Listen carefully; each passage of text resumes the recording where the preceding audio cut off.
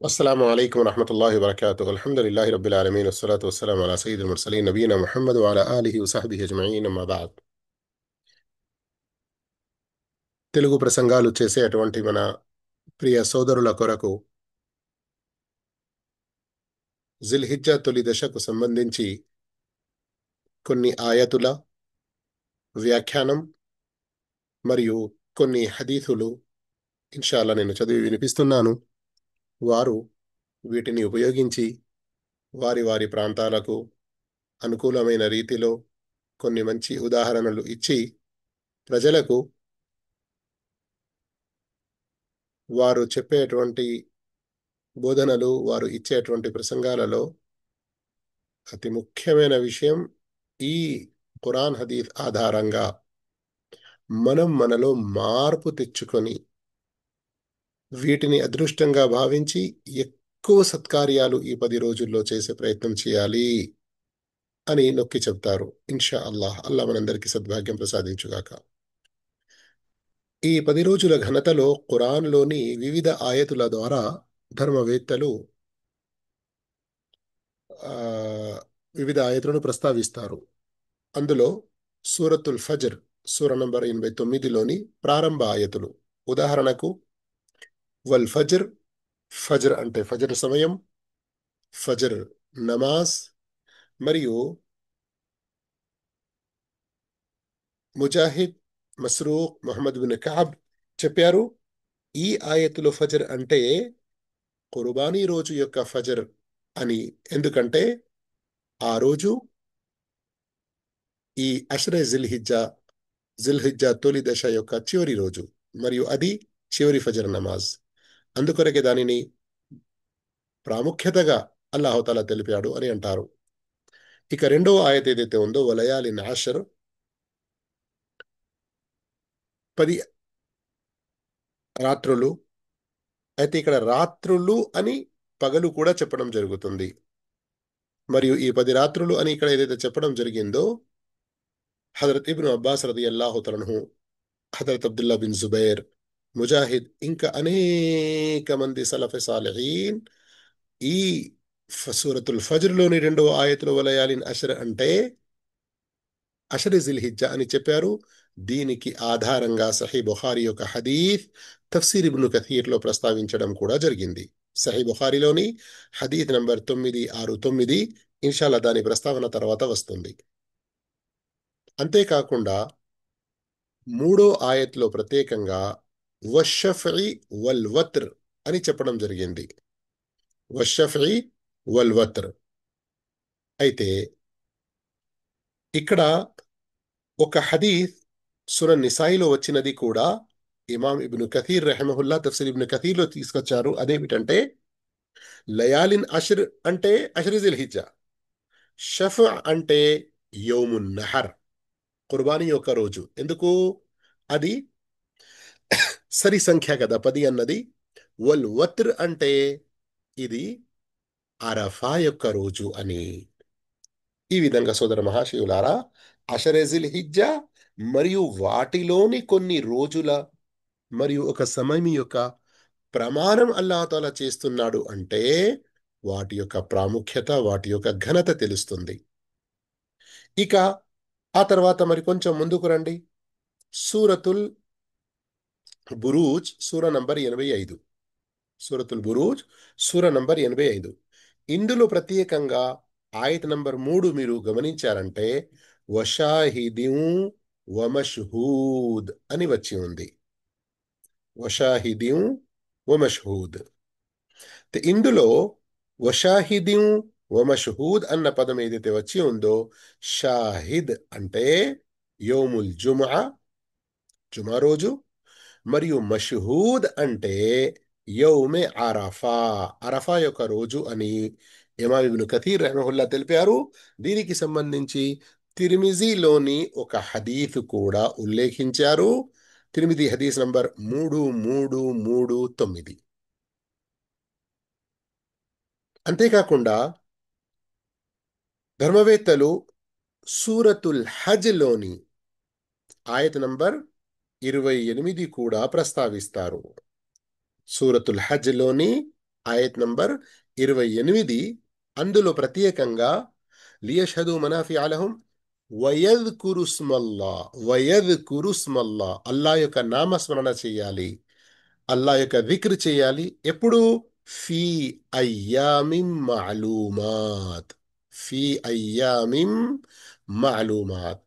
ఇక్కడ అయ్యాము మాలూమాత్ అని ఏదైతే చెప్పడం జరిగిందో దీనికి సంబంధించి హజరత్ అబ్దుల్లా బిన్ అబ్బాస్ రదియల్లాహు తాలను వారి యొక్క ఉల్లేఖనం ఇమాం ఇబ్ను కథీర్ రహిమహుల్లా ప్రస్తావించారు. అయ్యాము మాలూమాత్ అంటే అయ్యాముల్ ఆష్ర్, జిల్హిజ్జా యొక్క తొలి 10 రోజులు. మరియు ఈ మాట హజరత్ ఇమాం బుఖారీ రెహమహుల్లా వారు కూడా తమ యొక్క సహీ బుఖారీ గ్రంథంలో ప్రస్తావించారు. అయితే ఈ విధంగా సోదర మహాశివులారా, మనం సూరతుల్ బురూజ్ సూర నంబర్ 85 ఆయత్ నంబర్ 3, మరియు సూరతుల్ ఫజర్ సూర నంబర్ 89 ఆయత్ నంబర్ 1, 2, 3, మరియు సూరతుల్ హజ్ సూర నంబర్ 22 ఆయత్ నంబర్ 28లో వచ్చిన అయ్యాము మాలుమాత్ ద్వారా ఈ 10 రోజుల ఘనతలు తెలుసుకున్నాము. ఇక రండి మనం కొన్ని హదీసులు దీనికి సంబంధించినవి తెలుసుకుందాము. అయితే ప్రియ సోదర సోదరిమణులారా,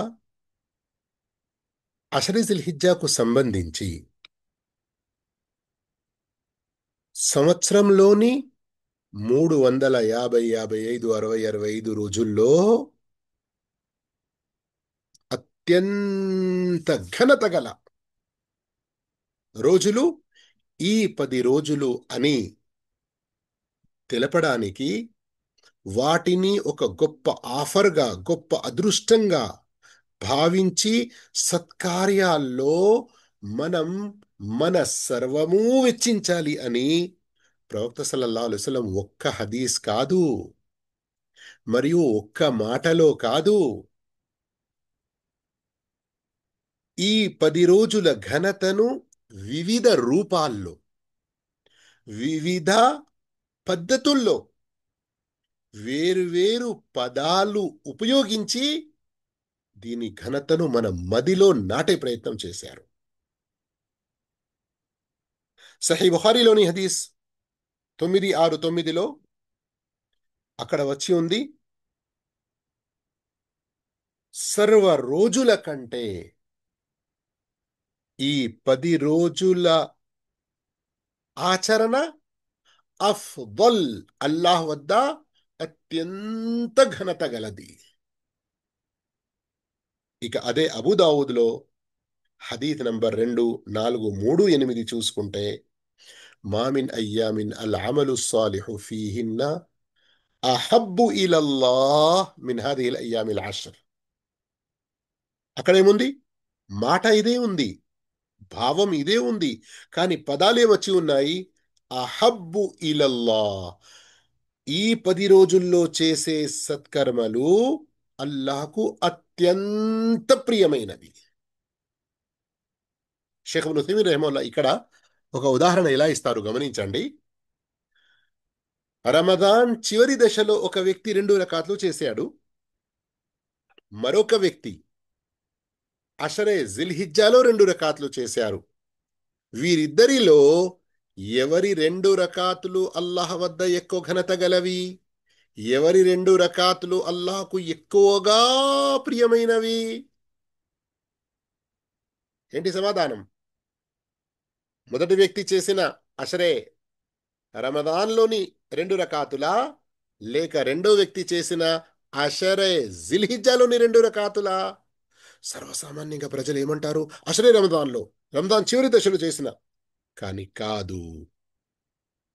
ఈ హదీతుల ద్వారా బోధ చేసే విషయం ఏంటంటే, జిల్హిజ్జా తొలి దశలో చేసే 2 రకాతులు అషరే రమదాన్లో, రమదాన్ చివరి దశలో చేసే 2 రకాతుల కంటే ఎక్కువ ఘనత గలవి, ఎక్కువ ప్రియమైనవి. గమనించారా మీరు? ఒక పదం ఏం వచ్చింది? అఫ్దల్. మరొక పదం ఏమొచ్చింది? అహబ్బు. ఇక చూడండి, సహీహు తర్గీబ్లోనైతే అఫ్దలు అయ్యామి దునియా అని వచ్చి ఉన్నది. అంటే ఏంటి? ప్రపంచంలోని రోజుల్లోకెల్లా అత్యంత ఘనత గల రోజులు ఈ రోజులు అని. అల్లాహు అక్బర్, అల్లాహు అక్బర్. ఇక ముసనద్ అహ్మద్లోనైతే ఆ అవం అన్నటువంటి పదం వచ్చి ఉంది. అహబ్బు కూడా వచ్చింది ఇక్కడ, కానీ ఆ అవం అని కూడా వచ్చింది. అంటే చాలా గొప్ప, చాలా ఔన్నత్యం గల, ఎంతో అజ్మత్ వాలే అని ఉర్దూలో అంటారు కదా. ఇక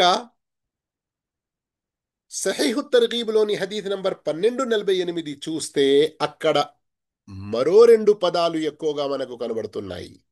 గమనించండి ఏ రీతిలో ప్రవక్త సల్లల్లాహు అలైహి వసల్లం మనలో ప్రోత్సాహం కలుగజేస్తున్నారు. ఈ రోజుల్లో మనం పుణ్యాలు చేయడంలో ముందుకు రావాలి, ఎక్కువగా ముందు ఉండాలని. ఏంటి ఆ రెండు పదాలు? మా మిన్ అమలిన్ అజ్కా ఇందల్లాహ్. అజ్కా ఇందల్లాహి అజ్జవజల్లా. అల్లాహ్ అజ్జవజల్లా వద్ద అత్యంత పవిత్రమైనవి, పరిశుద్ధమైనవి ఈ 10 రోజుల్లో చేసేటువంటి సత్కార్యాలు.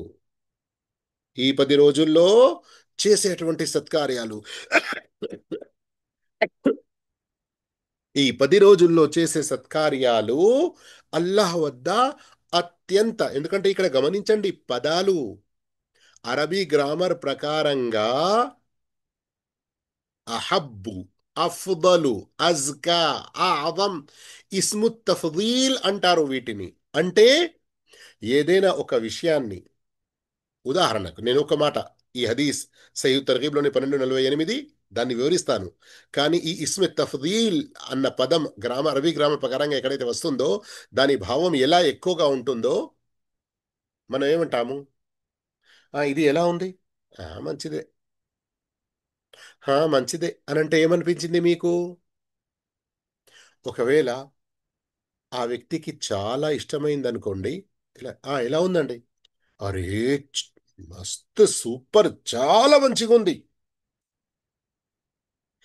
ఇక మరో వ్యక్తికి అది చాలా చాలా నచ్చింది అనుకోండి, ఎలా ఉంది అంటే, ఎంత మంచిగుందంటే, ఎంత బెటర్ అంటే సూపర్ సూపర్, ఇక చెప్పరాదు.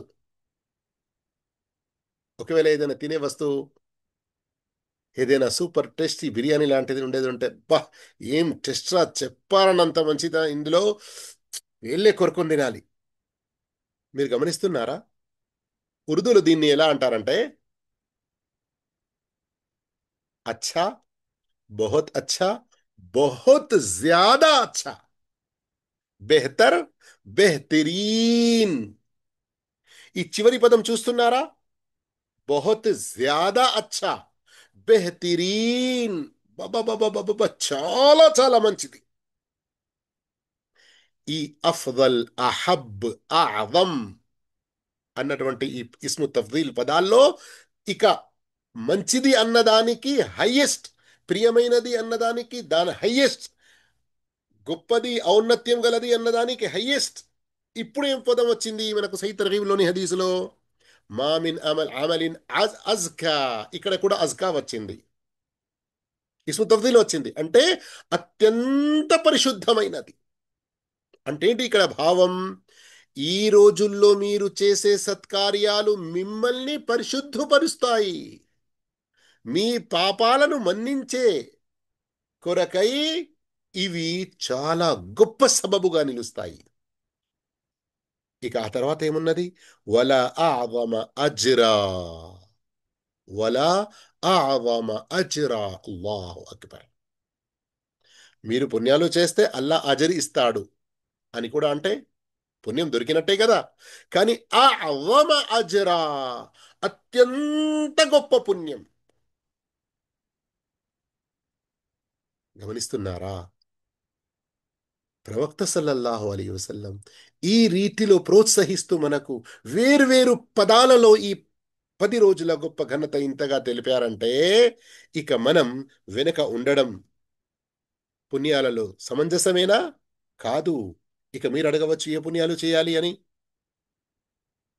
హుకూకుల్లాలో కానివ్వండి, హుకూకుల్ ఇబాద్లో కానివ్వండి, ఇబాదాత్, ముఆమలాత్, ఇంకా అఖ్లాక్, అకీదా అన్నిటికి సంబంధించి. కానీ సహీ బుఖారీలో వచ్చిన హదీసు మరిచిపోకండి. ఏంటి? అల్లాహకు అత్యంత ప్రియమైనది మీరు ఏం చేయడం? మిమ్మఫ్తరదల్లాహు అలై, అల్లా మీపై విధించిన వాటిని మీరు పూర్తి చేయడం. ఆ తరువాత వచ్చి నఫిల్. ఇక్కడ ఫర్జ్ అంటే కేవలం ఒక నమాజ్ విషయమే తీసుకోకండి. విశ్వాసాల్లో ఫర్జ్, ఆరాధనల్లో ఫర్జ్, వ్యవహారాల్లో ఫర్జ్, లావాదేవీల్లో ఫర్జ్, క్యారెక్టర్ అఖ్లాక్ ప్రవర్తనలో ఫర్జ్, మీ జీవితంలోని ప్రతి వ్యవహారంలో కొన్ని విషయాలు ఫర్జ్ ఉంటాయి, విధిగా ఉంటాయి. మరికొన్ని విషయాలు సున్నత్, ముస్తహబ్, నఫిల్ దర్జాలో ఉంటాయి. ఫర్దును తప్పకుండా మనం పాటించాలి. ఆ తరువాత నఫిల్లో కూడా ఇంకా ఎక్కువగా ముందుకు రావాలి. అయితే ఇక ఏ సత్కార్యం కూడా మనం వదలకుండా ప్రయత్నం చేయాలి. అన్ని రంగాల్లో ఏ ఏ దానిని మనం పుణ్యకార్యం అని అంటామో, నమాజులు అయినా, ఉపవాసాలు అయినా, దాన ధర్మాలు అయినా, హజ్ ఉమ్రాలు అయినా, ఆరాధనలో చెప్పాము ఇవి కదా. అలాగే తల్లిదండ్రులతో ఉత్తమంగా మెలగడంలోనైనా, సంతానాన్ని మంచిగా చూసుకోవడంలైనా, పరస్పరం సోదర సోదరిమణులు కలిసిమెలిసి మంచిగా ఉండడం అయినా, బంధుత్వాలను మనం కలుపుకోవడం, బంధుత్వాన్ని పెంచుకోవడం, బంధువుల పట్ల వారి హక్కులు నెరవేర్చడం, ఇంకా ఇతర ఏ ఏ బంధాలు ఉంటాయో వాటన్నిటినీ, అలాగే ఏ విషయాలు ఎంత పెద్ద పాపంగా ఉంటాయో వాటిని అంతే తొందరగా వదిలివేయడం, షిర్కు నుండి దూరం ఉండడం, వడ్డీ నుండి దూరం ఉండటం, విచారం నుండి దూరం ఉండటం, దొంగతనం నుండి దూరం ఉండడం, ఇంకా ఇలాంటి ఏ ఏ ఘోర పాపాలు ఉన్నాయో, చిన్న పాపాలు ఉన్నాయో వాటికి దూరంగా ఉండడం, అన్నిట్లో ముందు ఉండే ప్రయత్నం చేయాలి. అల్లా నాకు మీకు మనందరికీ సద్భాగ్యం ప్రసాదించుగాక. ఆమీన్. వాఖిరు దావానా అల్హమ్దులిల్లాహి రబ్బిల్ ఆలమీన్. వస్సలాము అలైకుం వరహ్మతుల్లాహి వబరకాతుహు.